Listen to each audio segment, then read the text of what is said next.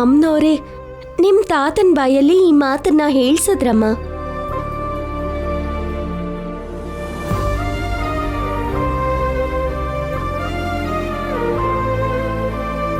ಯಾವುದೇ ಪರಿಸ್ಥಿತಿನಲ್ಲೂ ನಡೆಯಲ್ಲ. ಅತ್ತೆ ಒಪ್ಕೊಳ್ಳಲ್ಲ ಅವನಿ. ಹಂಗಂದ್ರೆ ಖಂಡಿತವಾಗಿ ನಡೆಯತ್ತೆ. ಅಮ್ಮನವ್ರ ಕೃಪೆ ಇದ್ರೆ ಯಾರು ಅಡ್ಡಿ ಮಾಡೋಕ್ಕಾಗಲ್ಲ.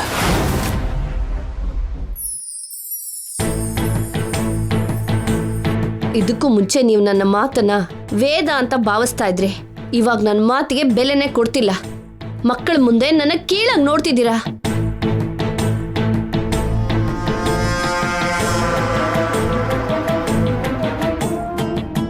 ಇದಕ್ ಮುಂಚೆ ನೀನ್ ಏನೇ ಮಾಡಿದ್ರು ಅದು ಸರಿಯಾಗಿರ್ತಿತ್ತು ವೇದ.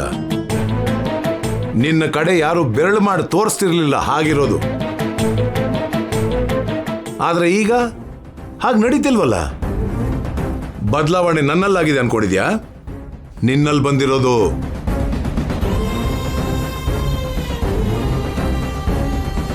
ಅಕ್ಷಯ ಹತ್ರ ಪ್ರಸಾದ ಮಾಡ್ಸೋಣ ಅಂತ ನೀವು ಮಾತು ಕೊಟ್ರಿ. ಅದು ನನಗಿಷ್ಟ ಆಗ್ಲಿಲ್ಲ. ಅಷ್ಟಕ್ಕೂ ಅವಳಿಗೆ ಮಾಡಕ್ಕಾಗತ್ತೆ ಅಂತ ನೀವ್ ಹೇಗ್ ಅನ್ಕೊಂಡ್ರಿ? ಅವತ್ತು ಹಳ್ಳಿಲಿ ಅವಳೇ ಪ್ರಸಾದ ತಯಾರು ಮಾಡಿದ್ಲು ಅನ್ನೋದಕ್ಕೆ ಆಧಾರ ಏನಿದೆ? ನನಗೆ ನಿಜವಾಗ್ಲೂ ನಂಬಕ್ಕಾಗ್ತಿಲ್ಲ. ಅಕ್ಷಯ ಅವನಿ ಮೇಲೆ ನನಗಿರೋ ಅನುಮಾನನೆಲ್ಲ ನಿಮಗೆ ಹೇಳಿದ್ದೀನಿ. ನೀವಂತ ನಿರ್ಧಾರ ಹೇಗ್ ತಗೊಂಡ್ರಿ? ಅಕ್ಷಯ ಅವನಿ ಮೇಲಿರೋ ಅನುಮಾನಗಳಿಗೆ ನಿನ್ನ ಹತ್ರ ಏನಾದರೂ ಸಾಕ್ಷಿಗಳಿದೆಯಾ? ಅಕ್ಷಯನ್ ಕೈಯಲ್ಲಿ ಪ್ರಸಾದ ಮಾಡೋಕ್ ಆಗೋದಿಲ್ಲ ಅನ್ನೋದಕ್ಕೆ ನಿನ್ನ ಹತ್ರ ಏನಾದರೂ ಸಾಕ್ಷಿಗಳಿದೆಯಾ? ಅವಳ ಹತ್ರ ಯಾವ ಮಹಿಮೇನೂ ಇಲ್ಲ ಅಂದ್ರೆ ಹಾವು ಹಿಡಿಯೋಕ್ ಹೇಗ್ ಸಾಧ್ಯ ಆಗ್ತಿತ್ತು? ಯಾವುದೇ ಆಶೀರ್ವಾದ ಇಲ್ಲದೆ ದೇವ್ರ ಮನೆಯಲ್ಲಿ ಅವಳು ಹೇಗೆ ಹೋಗಕ್ ಸಾಧ್ಯ ಆಯ್ತು? ಒಂದ್ ವೇಳೆ ನಾಳೆ ಅಕ್ಷಯ ಪ್ರಸಾದ ಮಾಡಿದ್ಲು ಅಂದ್ರೆ ಅವಳ ಹತ್ರ ಮಹಿಮೆಗಳಿದೆ ಅಂತ ನೀನ್ ನಂಬ್ತೀಯಾ? ಅವಳು ನಮ್ಮ ವಂಶಕ್ಕೆ ಸಂಬಂಧಪಟ್ಟ ಹುಡುಗಿ ಅಂತ ನೀನ್ ನಂಬ್ತೀಯಾ? ಅವಳು ನಮ್ಮ ರಕ್ತ ಹಂಚ್ಕೊಂಡಿರೋಳು ಅಂತ ನೀನ್ ನಂಬ್ತೀಯಾ? ನಿನ್ನ ಅನುಮಾನಗಳೆಲ್ಲ ತಪ್ಪು ಅಂತ ನೀನ್ ತಿಳ್ಕೋತೀಯಾ? ತಪ್ಪನ್ನ ತಿದ್ಕೋತೀಯಾ? ಹೇಳು. ಸರಿ ರೀ, ನಾಳೆ ನೀವು ಹೇಳ್ದಾಗೆ ಅಕ್ಷಯ ಅಮ್ಮನವ್ರನ್ನ ಪ್ರಸನ್ನ ಮಾಡ್ಕೊಳ್ಳೋದೇ ಆದ್ರೆ, ಪ್ರಸಾದ ತಯಾರು ಮಾಡೋಕ್ಕಾದ್ರೆ ನನ್ನ ಮನ್ಸನ್ನ ನಾನು ಬದಲಾಯಿಸ್ಕೋತೀನಿ.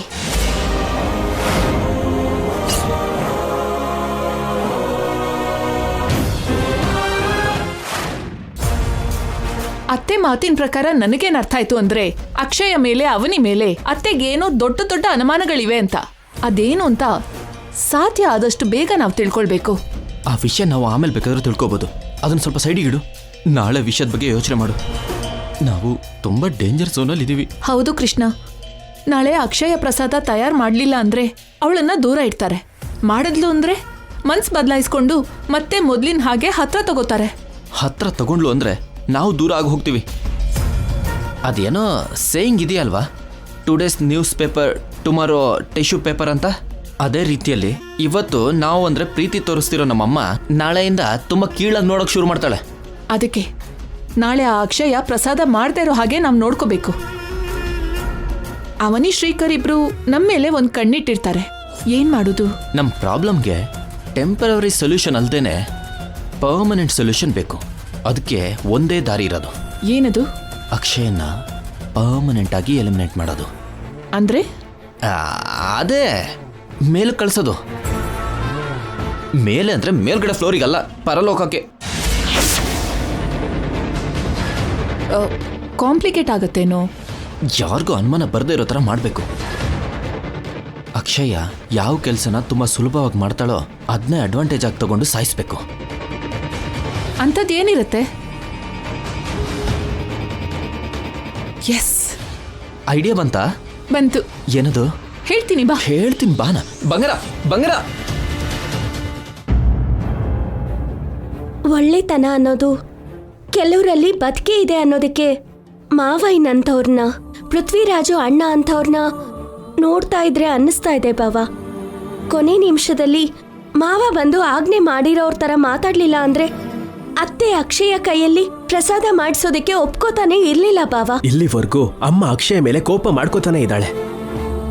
ನಾಳೆ ಅಕ್ಷಯ್ಗೆ ಪ್ರಸಾದ ಮಾಡೋಕ್ಕಾದ್ರೆ ಅಮ್ಮನ ಅಭಿಪ್ರಾಯ ಬದಲಾಗುತ್ತೇನೋ ಅನ್ನೋ ಆಸೆ ಹುಡ್ತಿದೆ.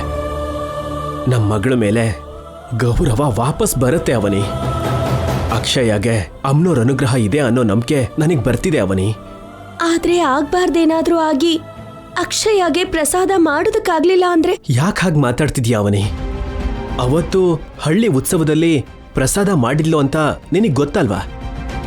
ನೀನೇ ಅಲ್ವಾ ನಮಗೆಲ್ಲರಿಗೂ ಹೇಳಿದ್ದು. ಅವಳ ಹತ್ರ ಶಕ್ತಿ ಇದೆ, ಅವಳ ಕೈಲಿ ಮಾಡೋಕ್ಕಾಗತ್ತೆ ಅನ್ನೋ ನಂಬಿಕೆನೂ ಇದೆ. ನನ್ನ ಭಯ ಎಲ್ಲ ಆ ನಿಹಾರಿಕಾ ಅವ್ರ ಬಗ್ಗೆ. ಯಾವುದೋ ಒಂದು ರೀತಿನಲ್ಲಿ ಹಾಳು ಮಾಡೋದಕ್ಕೆ ನೋಡ್ತಾನೆ ಇರ್ತಾರಲ್ವಾ, ಅದಕ್ಕೆ ಹಾಗೆ ಹೇಳ್ದೆ. ಅಕ್ಷಯ್ಗೆ ಮಹಿಮೆ ಇರೋ ಮಾತು ನಿಜನೇ ಆಗಿದ್ರೆ ಯಾರು ಎಷ್ಟೇ ಪ್ರಯತ್ನ ಮಾಡಿದ್ರು ಅದು ವಾಪಸ್ ಅವ್ರ ಪಾಲಿಗೆ ಕೆಟ್ಟದಾಗಿ ಬದಲಾಗುತ್ತೆ. ಅಕ್ಷಯ್ಗೆ ಏನೂ ಆಗಲ್ಲ, ನೀನ್ ಭಯ ಪಡ್ಬೇಡ. ನೀನ್ ಹೇಳ್ದ ಹಾಗೆ ಆಗ್ಬೇಕು ಬಾವ. ಎಲ್ಲಿ ಕಳ್ಕೊಂಡಿದ್ವೋ ಅಲ್ಲೇ ಹುಡುಕ್ಬೇಕು ಅಂತಾರೆ. ಕಳ್ಕೊಂಡಿರೋ ಜಾಗದಲ್ಲೇ ಗೌರವನ ಕಾಪಾಡ್ಕೋಬೇಕು. ಮಾತು ಅನ್ನಿಸ್ಕೊಂಡ್ ಜಾಗದಲ್ಲಿ ಮರ್ಯಾದೆ ಜಾಸ್ತಿ ಆಗ್ಬೇಕು. ಅವಮಾನಗಳೇ ಅಭಿನಂದನೆಯಾಗಿ ನಮ್ಮ ಮಗಳಿಗೆ ಅತ್ತೆ ಆಶೀರ್ವಾದ ಸಿಗ್ಬೇಕು. ನೀನೇನು ವರಿ ಆಗ್ಬೇಡ. ನಾಳೆ ಮತ್ತೊಂದ್ಸಲ ಅಕ್ಷಯ ದೊಡ್ಡತನ ಸಾಬೀತಾಗತ್ತೆ. ನಾವು ಅಪ್ಪ ಅಮ್ಮ ಎಲ್ಲರೂ ಆನಂದ ಪಡ್ತಾರೆ. ನಿಹಾರಿಕಾ ಕೃಷ್ಣಣ್ಣ ಏನು ಮಾಡೋಕ್ಕಾಗಲ್ಲ, ನೀನ್ ಭಯ ಪಡ್ಬೇಡ.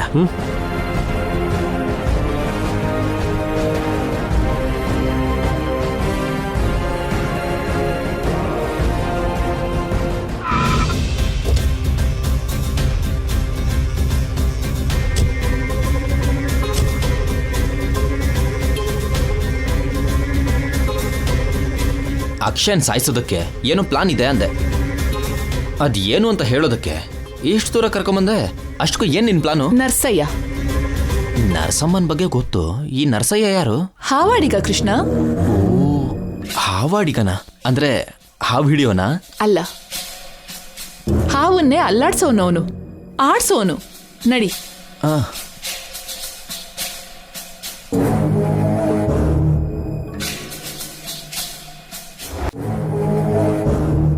ನರ್ಸಯ್ಯ ಅವರೇ, ನರ್ಸಯ್ಯ ಅವರೇ.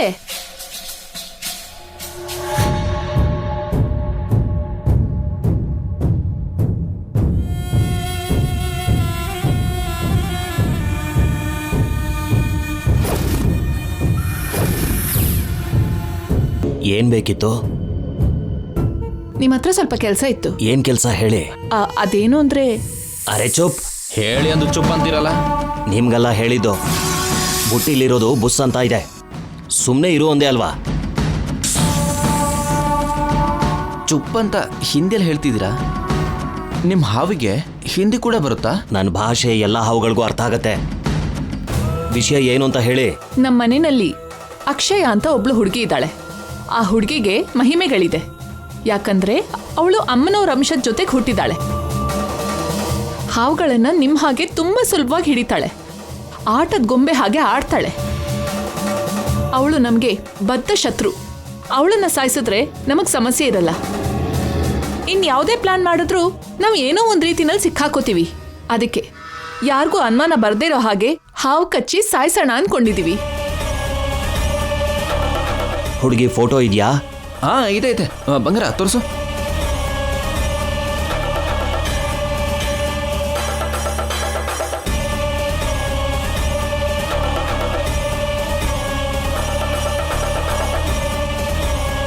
ಹಾವನ್ನ ಯಾವಾಗ ಬಿಡ್ಬೇಕು? ನಾಳೆ ನಮ್ಮ ಮನೇಲಿ ಒಂದು ಪೂಜೆ ಇದೆ.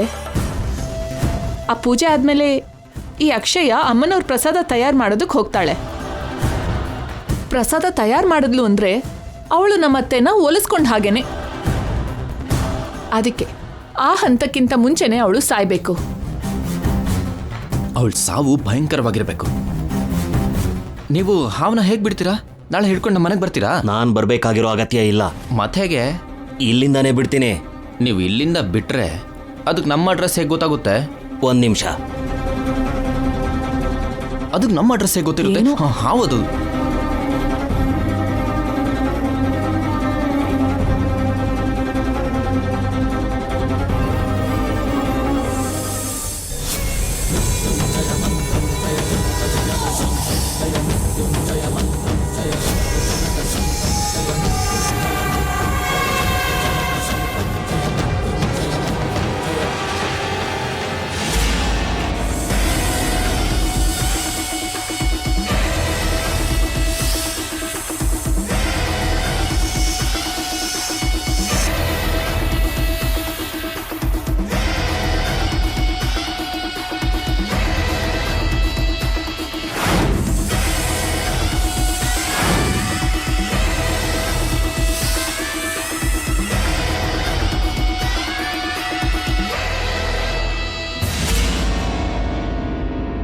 ಈ ತಾಯ್ತಕ್ಕೆ ಮಂತ್ರ ಹಾಕಿದ್ದೀನಿ.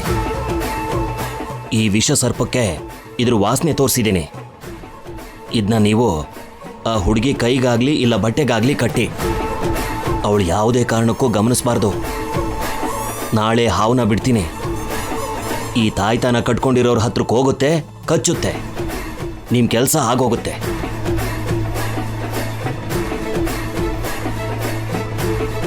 ಚೆನ್ನಾಗಿದೆ ಅಣ್ಣ. ಪೊಲೀಸ್ ಡಾಗ್ಸ್ ವಾಸನೆ ಕಂಡು ಹಿಡ್ದ ಹಾಗೆ ಕಂಡು ಹಿಡಿಯುತ್ತೆ ಅಂತ ಆಯ್ತು. ನಿಜವಾಗ್ಲೂ ಸೂಪರ್. ಸೂಪರ್ ನರ್ಸಯ್ಯ ಅವರೇ, ತಗೊಳ್ಳಿ ಅಡ್ವಾನ್ಸ್. ಇನ್ನು ನಾವು ಹೊರಡ್ತೀವಿ. ಒಳ್ಳೆಯದು. ಬಾಯ್ ಕಿಲ್ಲರ್.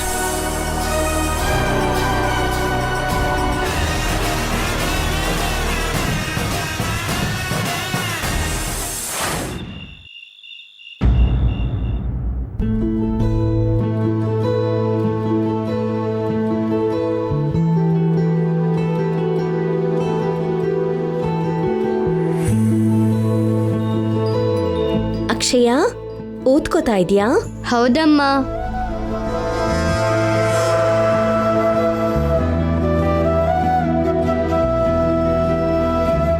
ನಾಳೆ ಮನೇಲಿ ಪೂಜೆ ನಡೆಯತ್ತೆ. ಆಮೇಲೆ ನೀನು ಪ್ರಸಾದ ತಯಾರಿ ಮಾಡ್ತೀಯ ಅಲ್ವಾ? ಅದಕ್ಕೆ ನಿನಗೋಸ್ಕರ ಈ ಬಟ್ಟೆ ತಗೊಂಡ್ ಬಂದಿದೀವಿ. ತಗೋ. ನಾಳೆ ನೀನು ಈ ಬಟ್ಟೆನೇ ಹಾಕೋಬೇಕು, ಸರಿನಾ? ಸರಿ ಅಮ್ಮ. ನಿನಗೆ ಪ್ರಸಾದ ಮಾಡೋಕ್ಕಾಗಲ್ಲ ಅಂತ, ಅವತ್ತು ನೀನ್ ಪ್ರಸಾದ ಮಾಡಿದ್ದು ನಿಜ ಅಲ್ಲ ಅಂತ ನಿಮ್ಮ ಅಜ್ಜಿ ಅನ್ಕೋತಿದ್ದಾರೆ. ಅಮ್ಮನವ್ರ ಆಶೀರ್ವಾದದಿಂದ ನಿನಗೆ ಮಾಡೋಕ್ಕಾಗತ್ತೆ ಅಂತ, ನೀನ್ ಏನನ್ನಾದ್ರೂ ಸಾಧಿಸ್ತೀಯ ಅಂತ ನಮಗ್ ನಂಬಿಕೆ ಇದೆ. ನಾಳೆಯಿಂದ ನಮ್ಗೆಲ್ಲ ಅನುಕೂಲವಾಗೇ ತಯಾರಾಗತ್ತಮ್ಮ. ಸರಿಮ್ಮ, ಸ್ವಲ್ಪ ಹೊತ್ತು ಓದ್ಕೊಂಡು ಮಲ್ಕೋ. ಸರಿ ಅಮ್ಮ. Good night. Good night. Good night ಮಾ. Good night. ಬಾ ಬಾವಾ.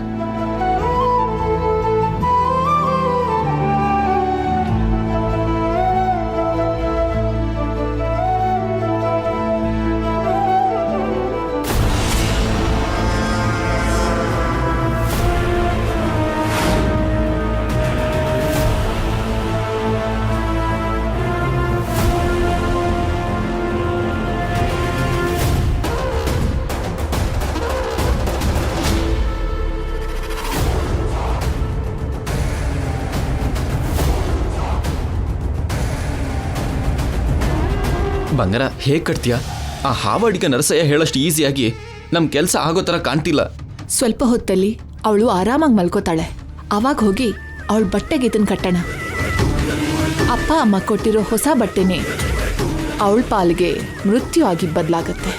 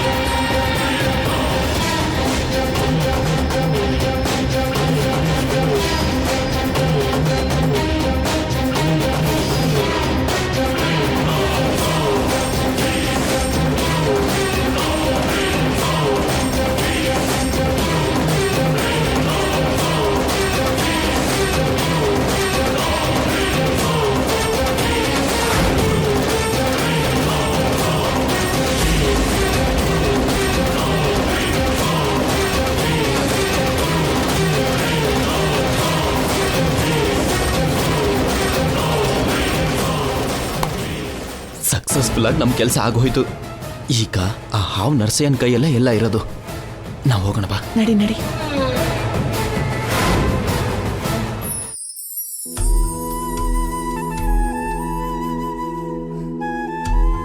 ಶ್ರೀಕರಿಂದ ಅವನಿ ಪ್ರೆಗ್ನೆಂಟ್ ಆಗೋ ಅವಕಾಶ ಇಲ್ಲ ಅಂತ ಗೊತ್ತಾಯ್ತು. ಮಕ್ಕಳನ್ನ ಹೆರೋ ಅದೃಷ್ಟ ಶ್ರೀಕರ್ಗೆ ಇಲ್ಲ ಅಂತ ರಿಪೋರ್ಟ್ಸ್ ತುಂಬಾ ಸ್ಪಷ್ಟವಾಗಿ ಹೇಳಿದ್ಯಮ್ಮ.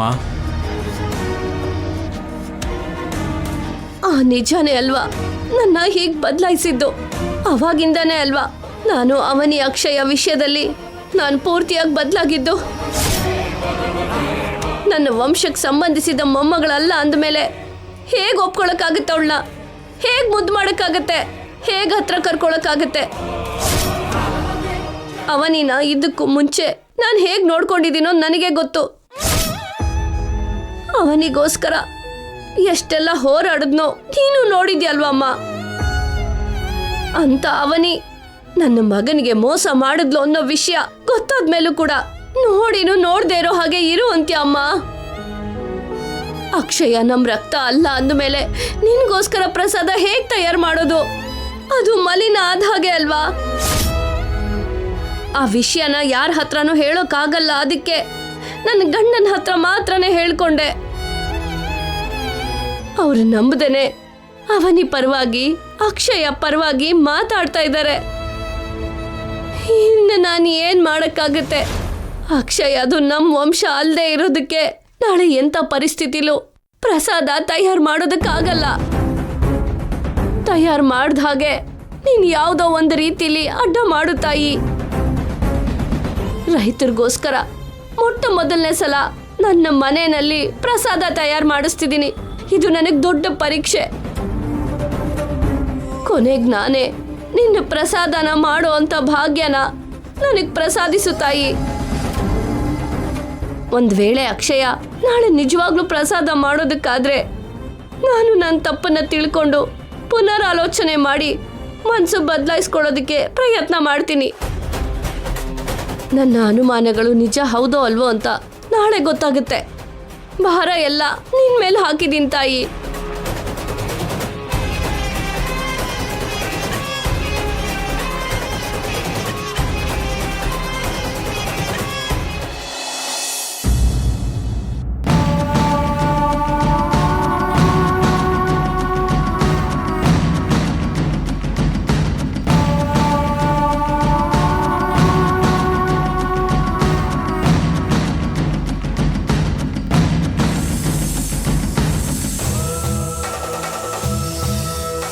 ಅಕ್ಷಯ ಅನ್ನೋ ಹುಡುಗಿಗೆ ಕಚ್ಚಬಾ, ನನ್ನ ಮಾತನ್ನ ಉಳಿಸು, ಹೋಗೋ.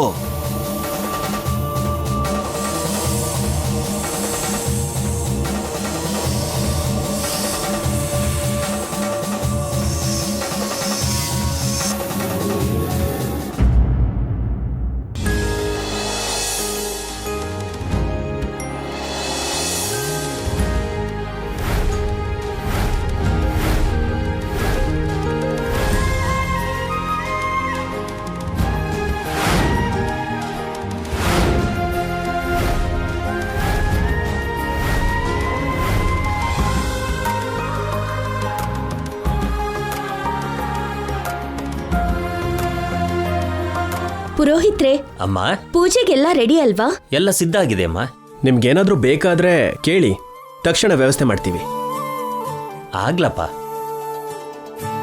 ಅತ್ತೆ, ಮಾವ, ಎಲ್ಲ ರೆಡಿ ಆಗಿದೆ, ಬೇಗ ಬನ್ನಿ. ಪುರೋಹಿತ್ರೆ, ಇವತ್ತು ನಮ್ಮ ಮನೇಲಿ 2 ವರ್ಗಗಳ ಮಧ್ಯೆ ಕಣ್ಣಿಗೆ ಕಾಣಿಸ್ದೇ ಇರೋ ಯುದ್ಧ ನಡೆಯುತ್ತೆ. ನೀವು ಮಾತ್ರ ಭಯ ಪಡ್ದೇನೆ ಶಾಸ್ತ್ರೋಕ್ತವಾಗಿ ಪೂಜೆ ಮಾಡಿಸಿ. ಪೃಥ್ವಿರಾಜ್ ಅಂಕಲ್, ಏನ್ ಚಿಕಾಗೋ? ನೆಗೆಟಿವ್ ಬ್ಯಾಚ್ ಕಾಣಿಸ್ತಿಲ್ವಲ್ಲ, ಯಾಕೆ? ಕುತಂತ್ರ ಮಾಡ್ತಾ ಇರ್ತಾರೆ. ಯಾವ ರೀತಿಲಿ ಈ ಕಾರ್ಯಕ್ರಮನ ನಡೀದಿರೋ ಹಾಗೆ ನಿಲ್ಸೋಣ ಅಂತ. ಏನೋ ಒಂದು ಮಾಡ್ರೋ, ಇಲ್ಲ ಅಂದ್ರೆ ಅಕ್ಷಯ ನೇರವಾಗಿ ಚಿಕ್ಕ ವೇದವತಿ ಆಗೋಗ್ತಾಳೆ.